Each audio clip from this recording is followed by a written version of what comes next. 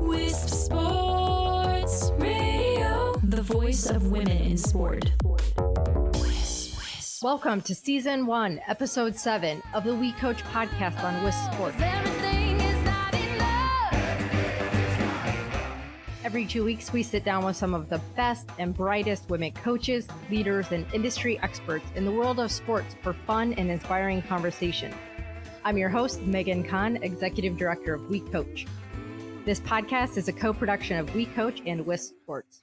WeCOACH is the premier nonprofit organization committed to recruiting, advancing, and retaining women coaches of all sports and levels.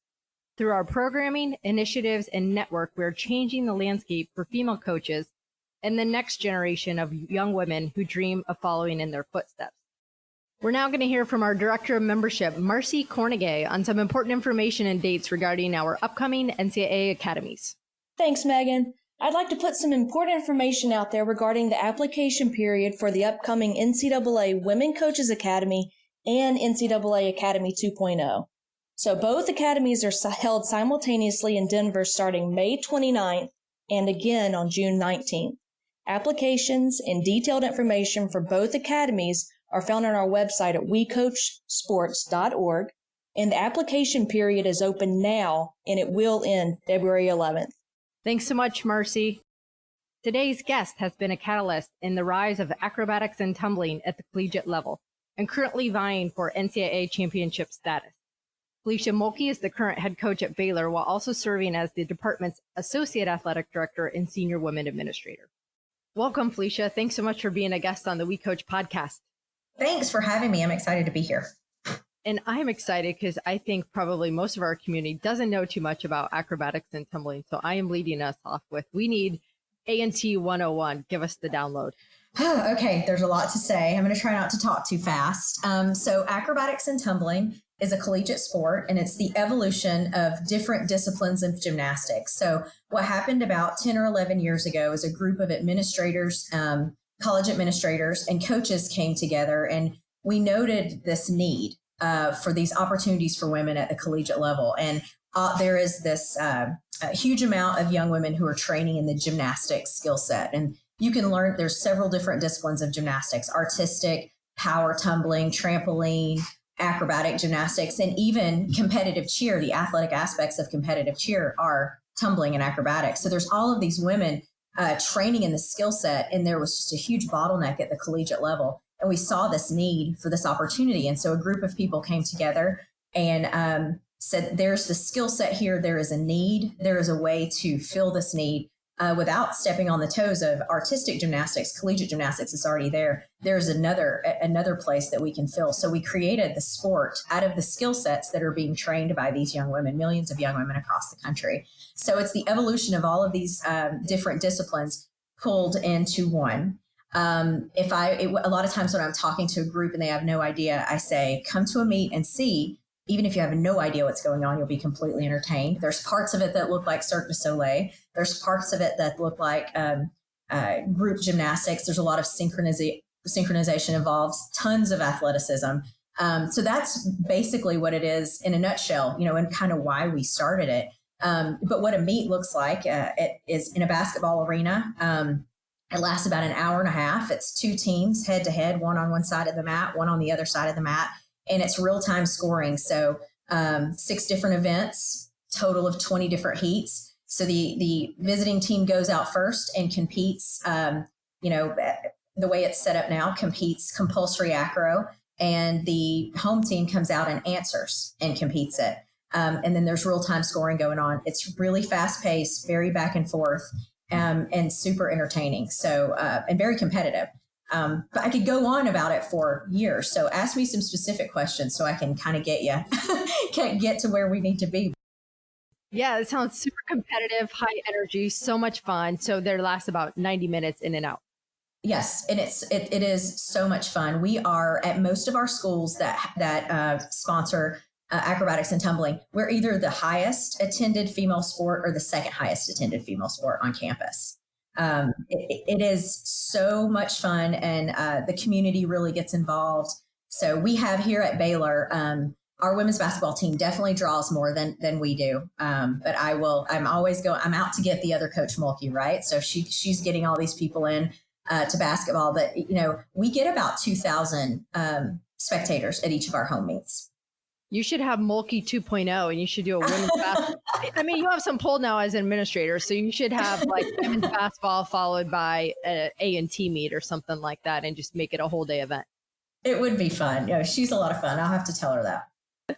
So I want to know then, if there's all these talented female athletes and you discovered this bottleneck, do some people on campus, do they compete for the gymnastics team or the competitive cheer team, or all three are separate teams?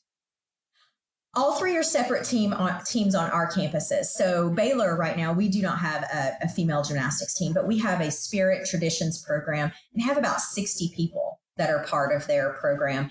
I don't know the majority of those individuals are women as part of our Spirit Traditions. And some of those athletes have the same skill sets and could potentially be on the acro and tumbling team, but they chose, it's kind of cool that there's an option now, right? It's not like, hey, you have the skill set, you have to go do this or you have to go do that. It's, hey, you have the skill set and here's some options in front of you. What do you choose to do? And it really comes down to a different mindset and what they want at the collegiate level. And when I was coming through college, I realized pretty early on, or coming through school, I realized pretty early on I wasn't going to be Mary Lou Retton. Unfortunately, I thought I was there for a little bit, but it was like, what is there out there for me? I didn't necessarily want to be a cheerleader because I didn't like being on the sidelines. I think it's a wonderful opportunity for young women and males as well who want to do that. It wasn't what I wanted to do, but it's what I had to do because there wasn't anything else out there for me. And that's what we're finding is there's really not an overlap because they're choosing, which one of these they want to do. So, it's pretty cool. Now, we do not have a school right now that has gymnastics, acrobatics and tumbling and a Spirit program, but we have several schools that are looking that have that. And it will not be an issue at all. We do not recruit the same athletes that the collegiate gymnastics teams are recruiting because we're looking for different things. And we're the athletes are committing to our programs a lot later than they are to collegiate gymnastics. So there's really no overlap. So you're taking me back old school here to the 84 Olympics with Mary Lou Retton. I mean, anyone who grew up in that time frame didn't want to be Mary Lou Retton. Well, and she, her daughter was on my team when I first got to Baylor. So I got to coach her oldest daughter for a couple of years. And so I got to meet her, which I didn't tell her at the time, but I was like, oh my gosh, I'm meeting Mary Lou Retton. And she is just so sweet and gracious and super supportive of our program and of the sport. So when we talk about the opportunities, and you hit on this a lot about the differentiation of the three programs. So how does Title IX play into this? And now specifically understanding the acrobatics and tumbling is specifically providing opportunities on the women's side. Is that correct? Mm-hmm. It is, yeah.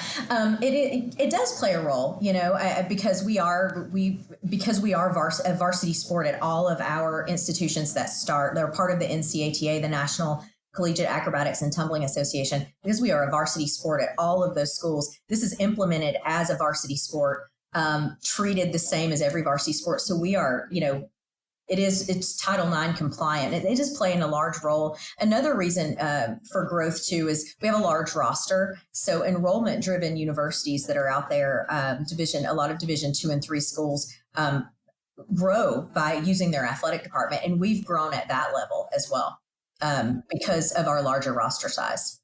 100% agree with that. And so for schools out there looking to possibly meet one of the prongs of compliance or to increase their number of female student athletes, certainly would be a good sport to consider. Absolutely. Fantastic. It is so popular. The skill sets are so popular all across the country that there isn't a region that would not be successful in recruiting, a school in a region that would not be successful in recruiting this for this sport. And we get the question quite a bit, where do you recruit from? And that's the beauty of it. We recruit from all of those different disciplines of gymnastics that we spoke to earlier. We recruit from competitive, high-level competitive cheer teams, some fantastic athletes there. I have some pole vaulters on my team. The way that our sport is set up, you do not have to be, you can really come in and be a specialist. And I have, I called acrobatics and tumbling, but our most valuable player in the country last year within our organization was on our team. And she never did a flip at a meet. Now she could, but it wasn't her strength. She's a base. And so she's holding these other athletes up and all of these balance moves. And she made such a huge impact within our team and then within the sport. She was named most valuable player. And I think that's wonderful because it really opens up, not only do we open up opportunities, every school that starts the sport is 40 new opportunities for women to compete at the collegiate level. And that's fantastic. And then within that, it really opens up opportunities for different specialties. You don't have to be Mary Lou Retton.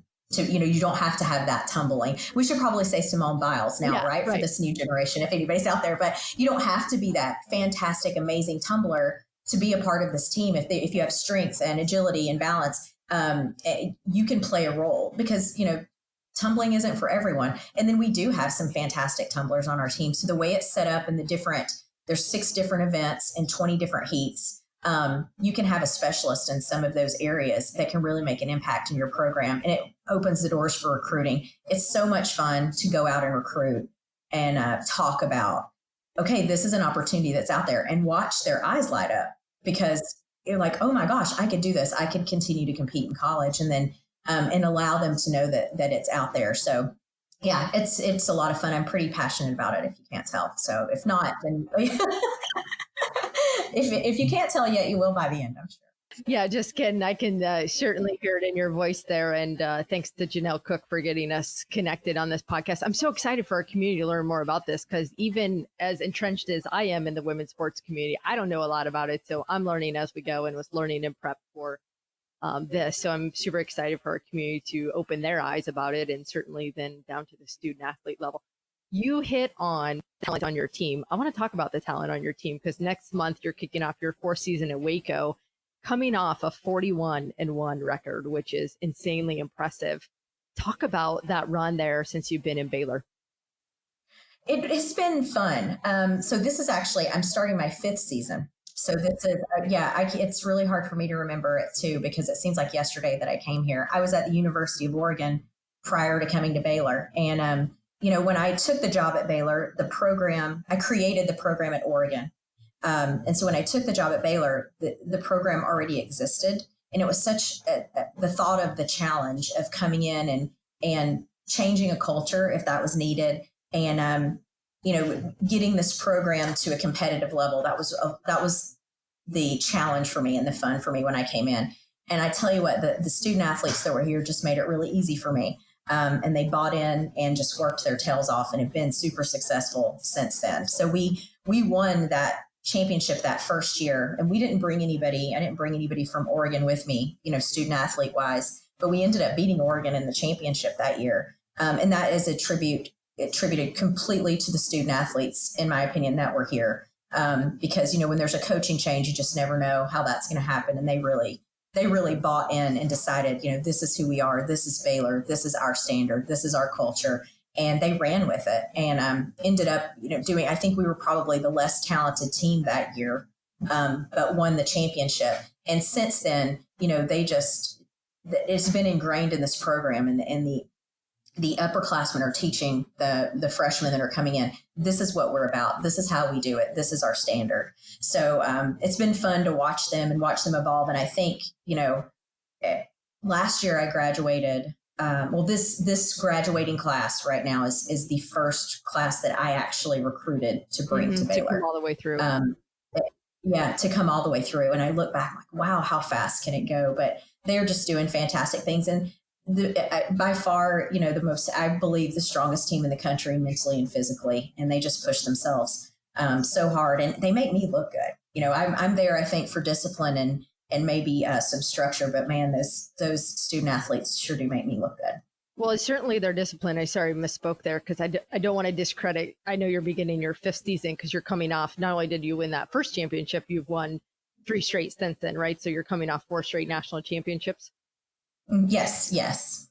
So certainly they're disciplined and talented. I mean, how do you sustain that kind of success that you come in and they certainly escalated to so quickly? There's always that fear that you'll get a group that comes in and they get complacent, and not a fear really, but you have to be aware of that. They could be complacent, like, well, we're going to win this anyway. And this is and it just hasn't gotten that way. We really focus on just beating ourselves from yesterday and bettering ourselves. And something that I really involve my team in is what's going on with the sport too. So we try to keep the big picture in mind as well. And I tell them at the beginning of every year, and I know some of them, especially the freshmen, think that I'm loony, but I'll say, if we do this the right way, the trophy won't matter. Like, if we can do this the correct way, then you're going to walk away at the end of the year and the trophy will be icing on the cake if you get it. And they always think I'm crazy, but if you focus on those little things and you focus on, peaking at the right time and each individual getting better and supporting each other as a whole, there'll be a moment during the year when you turn that corner. And when you turn the corner, it's like all worth it. And there hasn't been a year yet, especially since I've been at Baylor, that they haven't looked at me before we've won and said, you know what, I don't even care. This has been amazing. This is what we signed up for. So I think that's how we sustain it. Is we don't necessarily focus on winning that national championship every year. We focus on each other and how we can make the sport better, how we can make each other better, how we can be better than we were yesterday, and then celebrate all of those victories. And man, the 4 stages of team are so, I don't even know where I got this, but somebody out there will know exactly who I'm poaching from here, but it's storming, norming, conforming, and performing, right? So getting through those 4 stages of team and watching that happen every year. When you hit the performing stage, I believe if you do it the right way, the trophy doesn't matter. And we've just been lucky enough, and to peak at the right time and hit that performing stage. And we've gotten the trophy each year. But I do believe if you ask them, had we not won it and you had that exact same performance, that exact same competition at the end of the year and the other team scored higher, what would you feel like? And I believe the majority of them would say, man, it was worth it. And that's kind of what we go after every year is I want to do that all over again. Mm-hmm. I think that's amazing to hear because so many of our coaches are focused on the trophy and certainly only one team gets to host the trophy at the end. So I think that's a phenomenal coach culture that you've set out and you've been able to sustain in your time there. Thank you. Let's go back to Oregon and even Kennesaw State before that, right? You were an athlete at Kennesaw State in competitive. I was a cheerleader because this wasn't available. So I was on their cheerleading program at Kennesaw State. And then I graduated from there and ended up being the marketing director for the athletic department there and and the cheerleading coach, which I was a really bad cheerleading coach. I wasn't very good at that because I tell our cheerleading coach here that I was terrible at that because I didn't know how to coach that and like be a sideline cheerleader. So our team actually would get technical fouls at the basketball games for heckling the other team.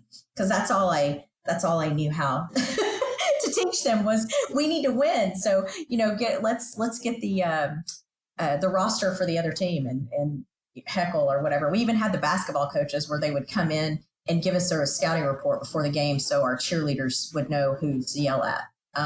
So I don't know if that's good to talk on a coaching podcast or not, but I was really bad at that.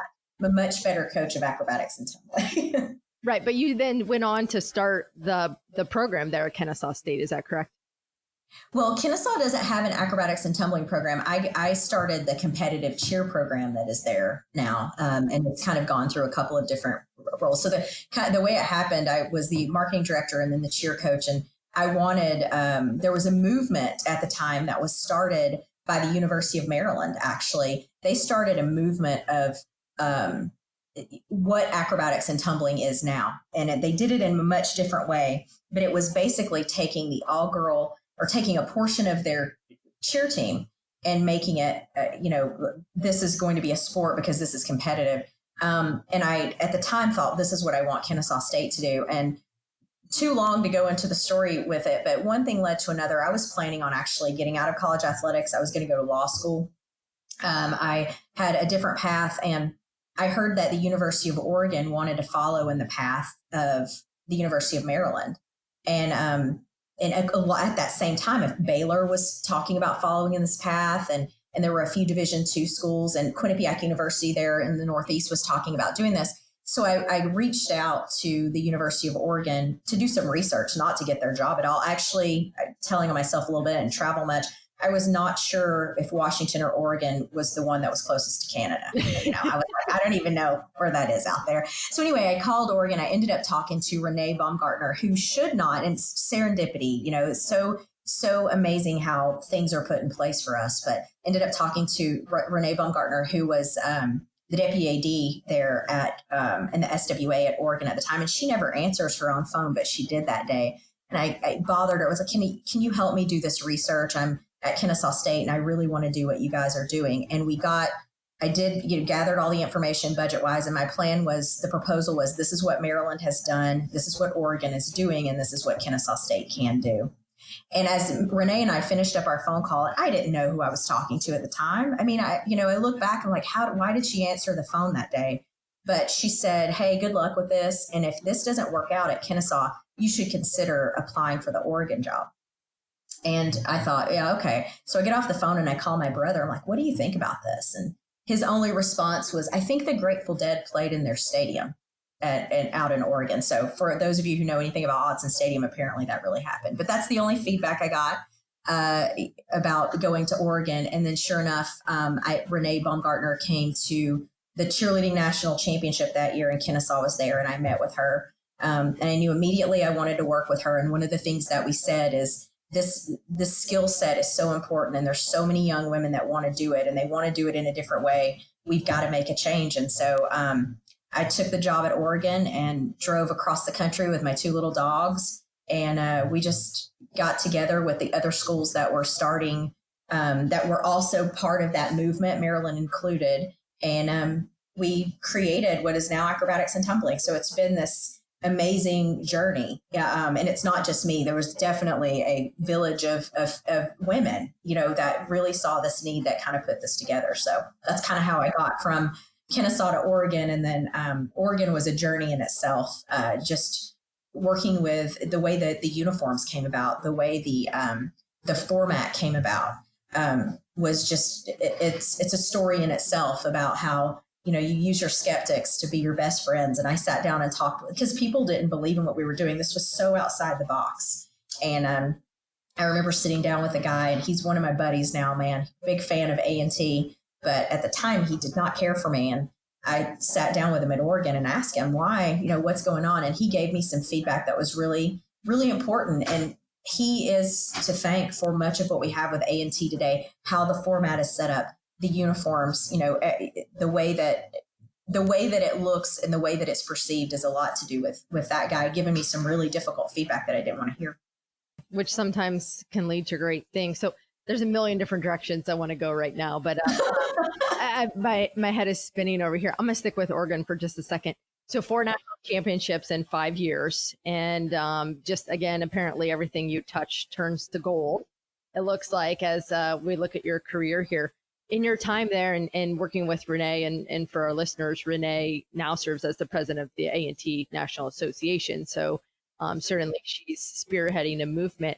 Talk about what that was like building that program, and then with such success, why you chose to jump to Baylor. It was surreal to build it. I mean, to go out and be a part of the University of Oregon, what a huge, amazing university, and what a platform to stand on to try to build this. And I think what people, the background was, we were creating, the skill set was there. We, as this group of coaches and administrators, were creating it as, with it before the second year at Oregon, what is now A&T was in place. Right. And it was just this amazing journey and learning how to utilize your skeptics and knowing that they're really your best friends. And it was just crazy. And going out and recruiting that first year and saying, man, we're about to change the world. Come and be a part of this. I don't know exactly what we're going to be doing, but it's going to be fun. Come be a duck. And just, we got 30 athletes there with this skill set, and they were fantastic. And that was the exciting part for me, is they were just excited to have the opportunity. And I talk all the time about opportunities for females and opportunities for just athletes in general at the collegiate level and what it means to them. But opportunities for female athletes at the collegiate level to see their faces when they find out they're going to get to be that and compete on behalf of the university. That's what it was all about. That first year is just that excitement.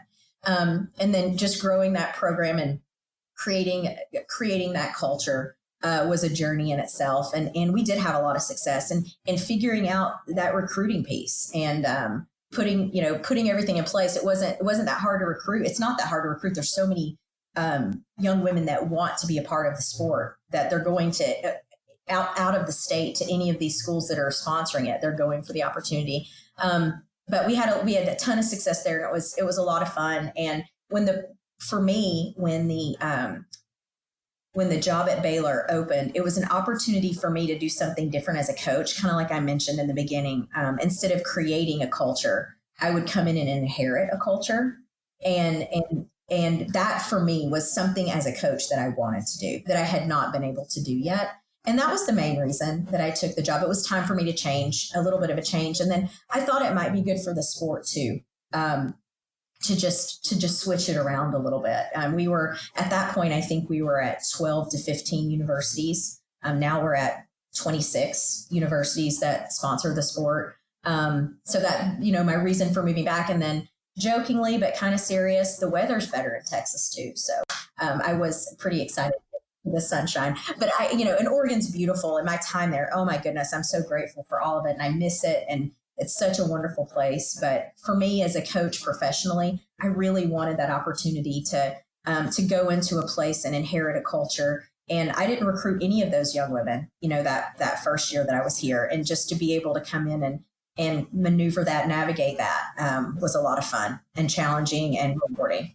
What a different challenge for you. And certainly it ended up well with you hosting the trophy, although as you said, that might not have been that was the icing on the cake and might not have been the ultimate goal, but you've been able to do that a number of times. So you mentioned 26 institutions now sponsor the sport. Let's talk about your role with the National Association as Director of Expansion and the current status and how you see this hopefully becoming an NCAA sponsored championship sport. Yeah, it has been so much fun for this journey as far as that part of it, as far as the expansion director, but to be able to go out and talk to athletic directors and administrators, and as they see the need to add a female sport, be able to show them that acrobatics and tumbling is the sport. And we have grown, we doubled in size. We've kind of doubled in size now twice in a really short amount of time. We went from 6 to 12 schools very quickly.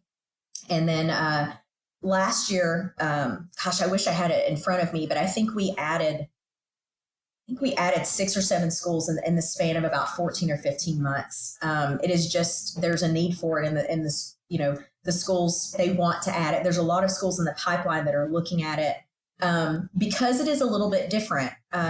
Typically when you have a sport, you see it at the club level, you see it at the youth level, and it kind of works its way up. If I'm not mistaken, we're the first sport since football to be created at the collegiate level and is now trickling down to the youth level, even though the skill set is there. So that a lot of times, in speaking to some administrators, I think in life and everything, you have early adopters and then, people who come in kind of in that second phase and then late adopters. And the people, the 26 universities that are adding right now, you really see some change agents there in the athletic, and they see the need and they see what they're doing for these young women. And then you're going to see, I think in the next couple of years, because our hope is to be placed on the emerging sport list, I think you're probably going to see us grow exponentially again, because there's so many schools right now in the pipeline that love it. They're following it. They see the need on their campus. They see the interest on their campus, and they're just waiting for that nod or that, that validation, I think with us being on the emerging sport list. But so that's kind of what we're hoping for. We may add, we're at 26 right now. I know that we'll be at 27 by April because there's a school that's going to announce in April. And then I just got word this morning that there's another school that may announce by then. So we could very well be at 28 schools by the end of this academic year, which is really unprecedented because we're not on the emerging sport list. And these are not club teams at these universities. These are universities investing money into this sport through their athletic department and giving them everything else that, all of the other varsity sports have. So this isn't a club level. We have all of our sports, all of the NCATA schools are sponsoring at a varsity level. Educate our audience here just a little bit. So, certainly you guys are achieving a high amount of success. So How do you make that jump then if it's 26 and then 28 schools? What are you missing to become emerging sport? Educate our audience a little bit for us. Well, there's a process to become an emerging sport, which we've been working on for 10 years. And the process has kind of changed a little bit over the few years. Amy Wilson is there at the NCAA, and she oversees the Committee for Women's Athletics, and she is absolutely wonderful through this process. And there's a list of things as a sport that is vying for emerging sport status that you have to do. And that you have to have this many teams and this many schools interested, and it's not complicated, but there's details to it, right? And so we are working on that and have achieved the things on that list. So at this point, it's up to the Committee for Women's Athletics. They have several sports that they look at and then would recommend to move forward. To be recommended to be placed on the emerging sport list. So we are doing everything, and we've submitted our proposal, and now it's really up to the committee to think. And I understand what the committee is there for.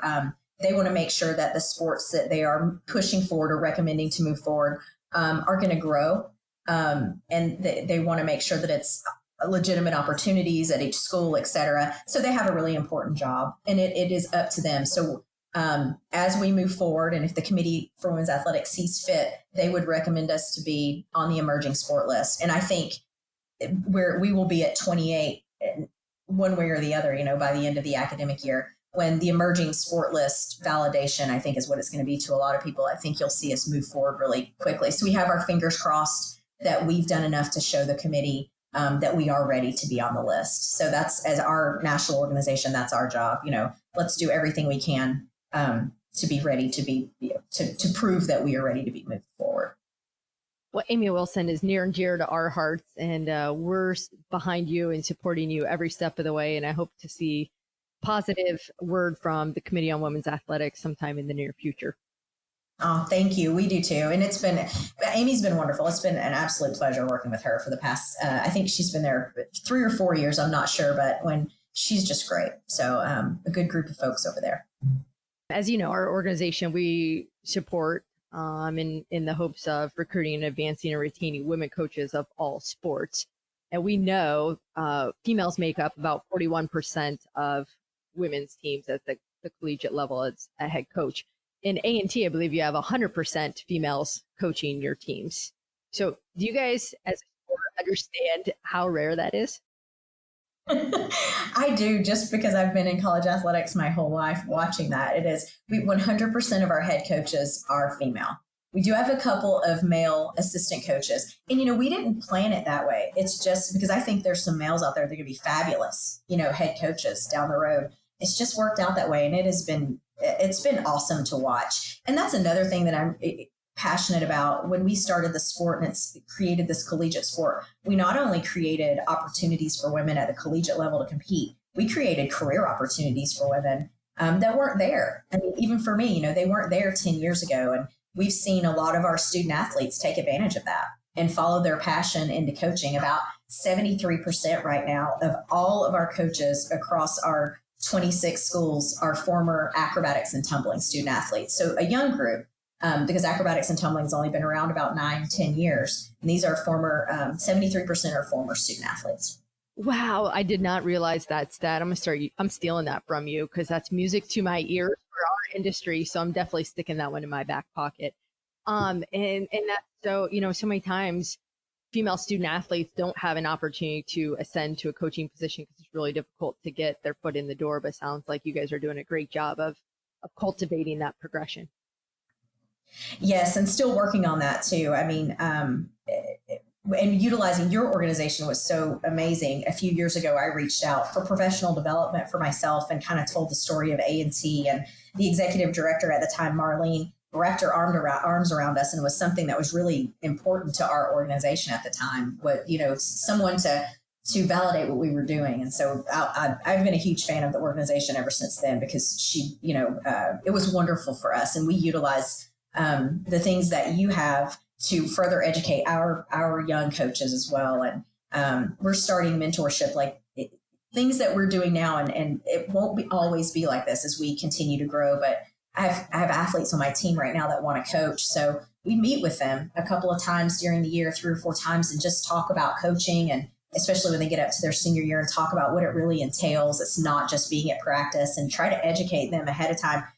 All of our coaches at all of our schools right now are doing those things because we're all invested so much in growing the sport. And we know that we've got to have those quality coaches out there to be there for the student athletes. So it's fun to see it at a ground level, and it's kind of surreal, right? It's not always going to be like this. At one point, it's going to be so big that it will be hard to get your foot in the door. But right now, there's doors opening right and left for these young women that want to coach, and being able to step in right into head coaching positions. It's very collaborative, and I'll be very sad when it stops being so collaborative because I enjoy that part, but it's a lot of fun. It is fun. It's fun to certainly, there's a lot of passion and energy surrounding what y'all are doing, and to be a part of the growth and ascension of that is always, I think, something fun that I love to do as well. So I can understand why you and so many in your profession feel that it's such a fun thing to be a part of. What advice do you have for other women who, outside of your sport maybe, but other sports, to stay in the coaching profession? I just say you can have it all. I mean, I've heard and watched so often that we feel like, as women, we feel like sometimes we have to do this or that because that's what's happening in society. And, you feel like you have to be drawn this way, or you have to do this. And I just think you can have it all. And for me, and I've always lived my life this way. Well, it's not an option if I'm going to do this or not. It's just simply, how am I going to make it work? And that's what I tell the student athletes that are coming out and going into the coaching profession. And I want to get married. I had an athlete ask me that exact question this past year. Coach Fee, I want to get married. I want to have kids. Can I coach? And I said, yes, ma'am, you can have it all. Coaching can be, it's very flexible. I think it's the most flexible job you could potentially have. And I know our sport's probably different and is different from a lot of other sports out there, but I say stick with it. And I love, if she can see it, she can be it.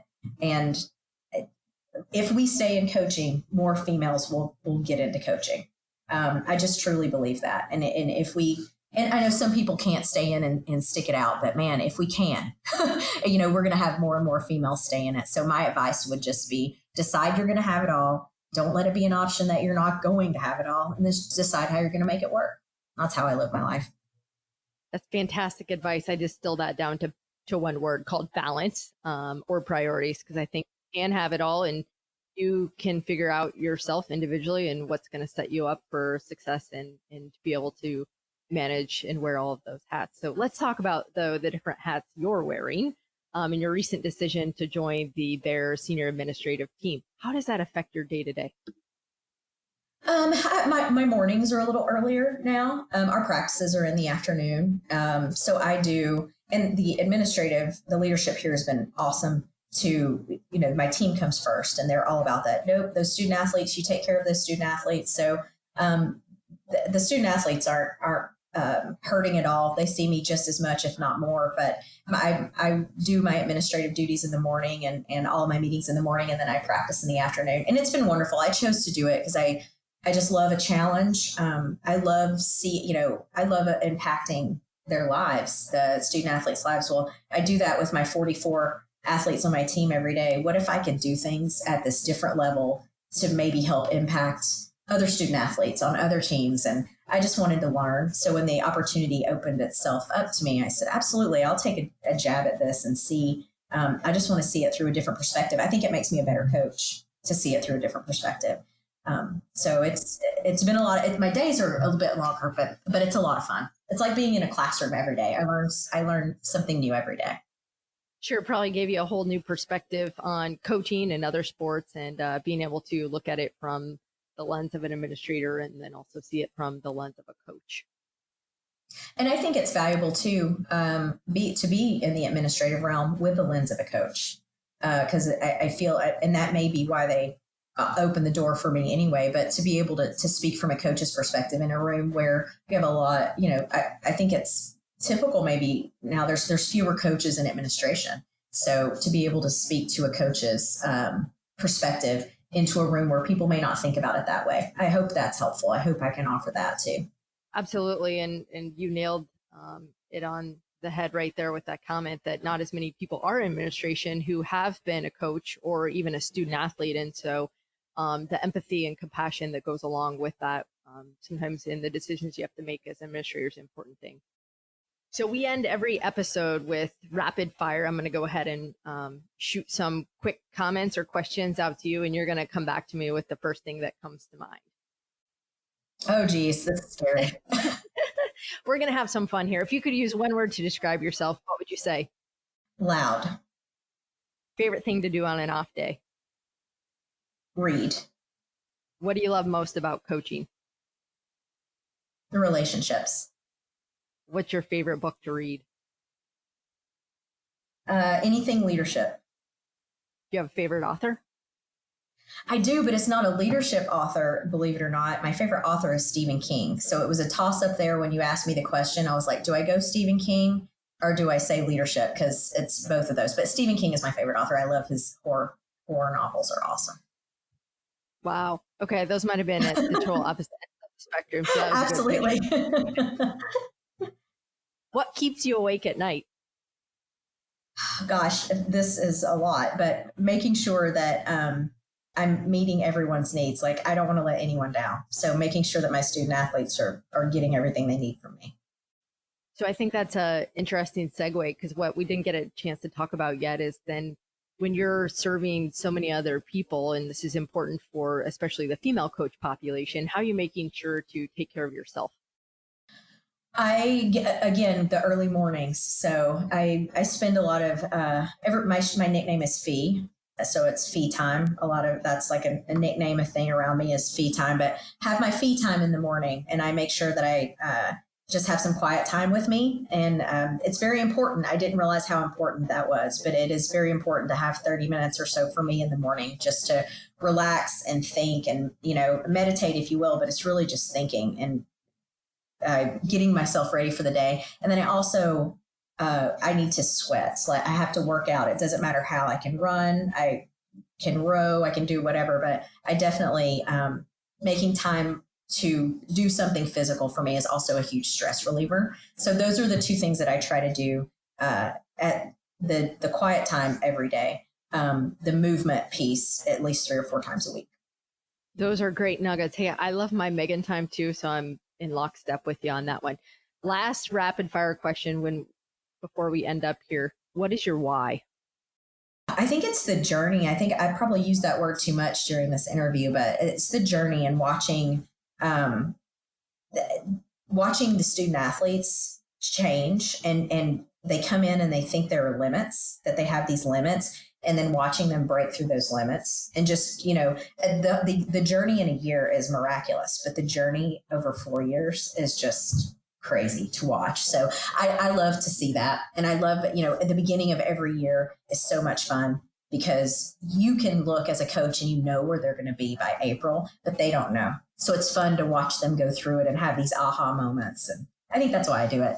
And just to keep learning and keep making an impact. This has been an absolute blast getting to know you. I appreciate your time. Appreciate you being a guest on our WeCOACH podcast. And I wish you much success this spring. Thank you so much. It's been a pleasure being here. Conversations from the world of women's sports. This is Wisp Sports Radio. Thanks for listening to today's show with Felecia Mulkey. Make sure to subscribe to Wisp Sports on your podcast player to catch each new episode every other Thursday. Give us a shout if you like what you hear. Follow us and share your comments on Twitter at WeCOACH and at Wisp Sports, or on Facebook at WeCOACH Sports and at Wisp Sports. The show notes for this episode can be found on our show page at wispsports.com. Until next time, all sports, one voice, WeCOACH.